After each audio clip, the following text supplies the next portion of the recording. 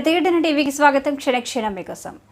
భారత్కు చెందిన ప్రముఖ జీవశాస్త్రవేత్త, పర్యావరణ సంరక్షకురాలు పూర్ణిమాదేవి బర్మాన్కు అరుదైన గౌరవం దక్కింది.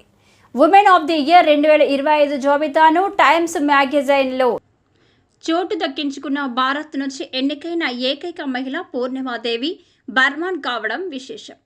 వివిధ దేశాలకు చెందిన 13 మందికి ఈ జాబితాలో చోటు దక్కగా వారిలో కేవలం ఒకే ఒక్క భారతీయ మహిళ ఉంది. ఆవిడే అస్సాంకు చెందిన భారతీయ జీవన శాస్త్రవేత్త, వన్యప్రాణుల సంరక్షణ విధి అధికారి 45 ఏళ్ల పూర్ణిమాదేవి బర్మాన్. ఈ సందర్భంగా పూర్ణిమాదేవి బర్మాన్ గురించి కొన్ని విషయాలు తెలుసుకుందాం.